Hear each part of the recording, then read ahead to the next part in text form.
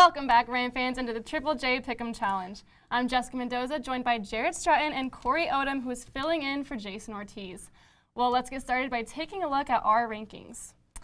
So, last week, this is from the NCAA Men's Basketball Championship game. It was worth 2 points, and I clearly did not do well on that. Jason got the tiebreaker loss, and then Jessica won it all. I won it all because we all said they were going to score low, and then they went into overtime, and I got that extra point from that. So. Oh, yeah, the overtime really brought that points up, but of course. Well, absolutely. It's the end of the semester, which means obviously I need to come in and save Jason from last place. Last semester was a lot harder, but this time I'm only 1 point behind, and I think I can do it with these picks I've got prepared. We'll see. I don't know. Well, to get started, let's start our picks from the Nuggets versus the Spurs game. So, Jared, go ahead here. All right, so this series, it's honestly great coaches here. We have Mike Malone and Greg Popovich, so that's so much fun to watch. But I got to take the Nuggets in this one. I think talent can override experience. I know experience, a lot of people rely on that, but that's not really what you're looking at if you're looking at only playoffs right now. And they have the best bench in the league. They have so much to prove. They've never been to the finals. They've never won it. And they have so many players who can take over the game, such as Jamal Murray, Nikola Jokic. Malik Beasley is a dark horse. And if Gary Harris is able to strap up on DeMar DeRozan better than he did last game, I think they're going to be able to shut him out. Yeah, I got to agree with you here, Jared. Are you from Colorado? No, I'm Okay, not, but that I'm makes still not sense. picking them. All right, here we are. We're going to go ahead and pick the Nuggets tonight. You want to shake my hand there? Yes. Picking the This Nuggets. is so weird. You guys only agree when I'm here? What is this? I guess Gladly. so. So, yes, they shot terrible in Game 1 of the playoffs, but I don't think that's going to happen again. I don't think we can see the Nuggets do that, especially twice in a row. I really liked how Gary Harris and Paul Millsap, they had some good little spurts there in that game, although it was just pretty ugly overall. Spurs? You're already rooting for the Spurs myself. I said Spurs, not Spurs. Yeah, just 1 T away. I do have to say, though, that Nikola Jokic, I think he almost was too generous with the ball. I know that's his style of play, but I would have liked him to see him take it to the hoop a little bit more. I think they were making some silly shots. They were taking their shots too quickly. So I think that once they sit down and watch their film from that game, they're going to see what all of us saw from that game. They're going to definitely turn that around, and I think there's no going back for the Nuggets here. All right, cool. Let me start my 4-point argument as to why you're wrong. All right, I'm picking the Spurs. One, it's easier to keep winning than it is to like come back, right? You already have a game plan that's proven to work. So they have less work ahead of them just to continue. It's all on the Nuggets to really change a game plan, right? Because to me, when I watched that game, it felt like everyone was playing the game that they wanted to play, right? No one was doing anything weird. There was nothing kind of crazy that was happening. To me, it looked like both teams were playing how they wanted to, and the Spurs came out on top. I don't think the Nuggets were playing their game. It's called adapting This was with the one of first the time best they've been to coaches. the playoffs in a long time. They had those first game playoff jitters. I don't think they played the way they Well, wanted to play. what more do you want from Jokic when he has a triple-double? A amazing. triple-double. He has one Amazing. every game. That's no surprise. Yeah. I You're just think helping our that case here. You're asking too much of a guy when you have a triple job and you still lose. He could have got more. Also, on April 3rd, when the Spurs ended up losing to the Nuggets, it's because they shot an 18% from behind the arc. And I just don't think that that's realistic of what the Spurs do and how they play. So I don't think you can bank on an 18% 3 points every time you play them. Plus, you know the Nuggets have the best home field advantage because of the altitude. So they're already one up in Denver, and that's before they even have the opportunity to come back and play in San Antonio. Nuggets still have home court advantage in the playoffs, though. They do get more home court games than the Spurs. Only if it goes to 7. Which it might, and if it does, the Nuggets are going to win it. So I don't think it will. I don't think it will go to if it Oh, does, she though. agrees with me. They're going to lose hey, before 7. No, I didn't say they're going to lose. I just don't think it's going to go to 7. Well, now we all have our picks for who we think will be the biggest upset in the NBA playoffs. So, Jared, why don't you tell us who you think will be the biggest upset?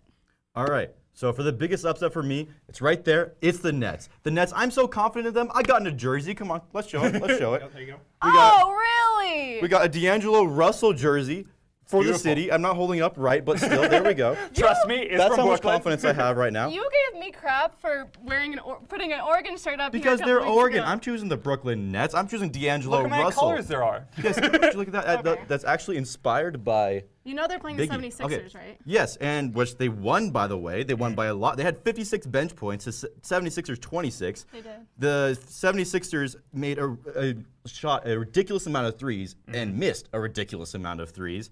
And one thing that they're doing wrong right now, and I think a lot of people are seeing that, is they're putting Joel Embiid in. And he is injured, and you can see it. When you watch that game, his knee hurts so bad. He's like slugging around, and they're going to keep on hurting him, and he's not going to be able to last throughout those 7 games. So it's the Nets. The Nets are going to be that dark horse win. All right, well, I have a little live score update for you. The 76ers are winning by 1 point at halftime. Wow, look at that. And Joel Embiid does have 10 points. He's played 13 minutes. I think he's doing okay. I know he's injured and he's not himself. I love Joel Embiid. If I wasn't a Nuggets fan, I'd probably be a 76ers fan. But Like Jared just got us. Almost all of his points from last game, 18 of his points from last game were from free throws. So they're points. Yes, there are points, but the thing is, though, he's not making the big impact in the paint, and they're able to bring out the people in the paint, especially the centers, and that's what the Nets are so good at, and that's what they're able to slash in the paint. They're able to bring everyone out and be able to slash in. All right. And if Joel Embiid does not have the athletic ability because of his knee, they're not going to win. Wait, Jared, you're not What disheartened? about Jimmy Butler? Jimmy Butler, okay, one player. All right, whatever. For my big upset, I have OKC beating Portland. Portland has been swept in the playoffs the past 2 years. Yes, they won their first game. Okay, all right. But I just don't see them making it to round 2. OKC has beat the Blazers in all 4 regular season games this year. And this last game that they did win, OKC probably had the worst game of their entire season. Westbrook played bad, and Paul George also played terrible. They played awful, and I don't think you're going to see that happen again. And Paul George he started to catch a rhythm in the fourth quarter. He really did. We have some injuries, and they shot 15% from behind the arc.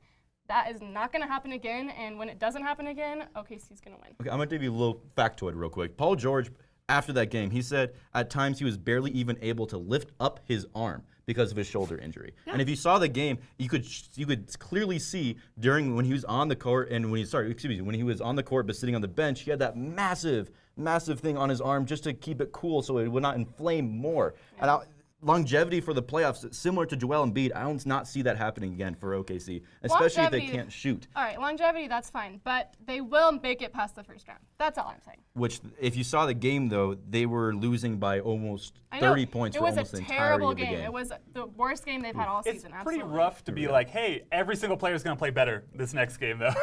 Hey, you know what? They're gonna. The first game of the playoffs can be tough. Yeah, but you know what? First game of the playoff wasn't tough? The Nets. I'm also going with the Nets. I'm going with the Nets because this is why. Embiid, 33% versus his season average of 48, almost 49%. That was an expensive jersey. Yeah, it's on the ground. It'll be fine. But no, it's not on the ground. The Nets' chance of winning this game, and because the 76ers have only got 10 games with the starting roster right now. To be fair, they're 8-2. But here's the thing. They're not used to losing as a team. It takes a lot of getting to know each other to kind of overcome that kind of adversity, especially when playoffs are involved, right? So there's very little cohesion there right now. And I just wanted to bring this up, but the 76ers missed 13 free throws. And that was 31% of the free throws that they went for. Well, good thing Joel Embiid was on, right? Yeah, right? Without him, I don't know if anyone would have hit a free throw. So I'm thinking the Nets on a great opportunity for a lot of the reasons that Jared said. And I don't know if it's because the Nets are playing well, but it certainly seems like the 76ers are playing poorly. Oh, all right, we're going to have to see. I can't believe you guys both picked the Nets. That kind of the best. All right. And finally, we have the NHL playoffs that are in full swing. So I have to know, who do you guys have winning between the Avs and the Flames? Yeah, this game's also going to be really fun, especially because it's in Colorado. But a lot of these games, they're decided by the goalies. And I think if you're looking at the best goalie in the NHL right now, it's Mike Smith. He has a .947 all-time NHL best save percentage. So I'm picking the Flames in this one. Flames are going to win this one. And they also have an insane offense as well. They have the most goals in the NHL. So I think that paired with the best goalie in the NHL, that's a recipe for success and continued success throughout the playoffs. All right, tell them where he's wrong, Jessica. Let him have it. I'm just really disappointed because I shook your hand for being a Colorado native a couple of seconds ago. I'm going to have to take it back, like right now. Well, we have it on air, so you definitely did it either way. That's all right. All right, well, I have the Avs going for this one. Nathan MacKinnon, he's really fast. He's super talented. He's definitely one of the best players on this team. He did score the overtime goal that gave them the win last Saturday. Mm-hmm. And Cale Makar, let me tell you, he's going to make his NHL debut tonight. That's super exciting. He's a great defenseman, and he's Canadian, so we know he's going to be great. Yeah, that's it. Calgary Flames. They're based in Canada. All right, never mind. We take it back. But he's a Canadian coming to Colorado, okay? Yeah, that gives him bonus points somehow. This series is tied 1-1. I don't know if you said that, but I think that the Avs are definitely going to have to capitalize on power plays. That's the one thing I'm really looking for here. So far in the playoffs, they're 0 for 8 in power plays. That's really one time that they can capitalize and score some more goals. So I'm really looking for them to do that for sure. Not against Mike Smith. So we now know that handshakes are bad, but fist bumps of agreement, there's no way that could go bad, right? All right. Oh, it worked. I'm also going with the Avs. I'm going to not talk about any players because that's kind of been established already, but I want to say that the Avs are coming in 7 wins, 1 loss, and 2 ties in the last 10 games before the playoffs. They're coming in hot versus the 6 and 4 of the Flame right now. So a little bit hotter going into playoffs as of right now. They're already 1-1 on the road, and as we talked about earlier with the Nuggets, I feel like Denver's got the best home field advantage for every single sport. So we've got the Avs coming home to play with the altitude against the Flame, which is going to be nice. And they were 0-8 in power plays over the course of their 2 games so far, which historically has not been the case at home. So I think that they're going to be able to play off of these advantages that they're facing with the power plays, and they're just going to get more shots on goal that way. Real quick, I just want to hit on one thing you said real quick. First of all, I do want to say you can't tame the Flame. That's a patented thing by Maddie Warren. She said it. It was a great idea. You can't tame the Flame. That's what it is with Calgary Flames. Just 'cause it's catchy doesn't mean it's true. Also, though, if you're going to talk about past games, the Flames, they have never lost against the Avs this season up until that last game. And during the regular season, They haven't lost until the playoffs. no, during the Wow, regular Jared. season, the Avs lost both games they played against the Calgary Flames. So Calgary Flames. Just like how OKC hasn't lost to Portland all season. All right, Ram fans, that is all we have for this week. But head to our Twitter page right now to tell us if you're more excited for the NHL playoffs or the NBA playoffs. But stay tuned because up next, Cory and Maddie have softball updates and some highlights from the CSU alumni game. You don't want to miss it.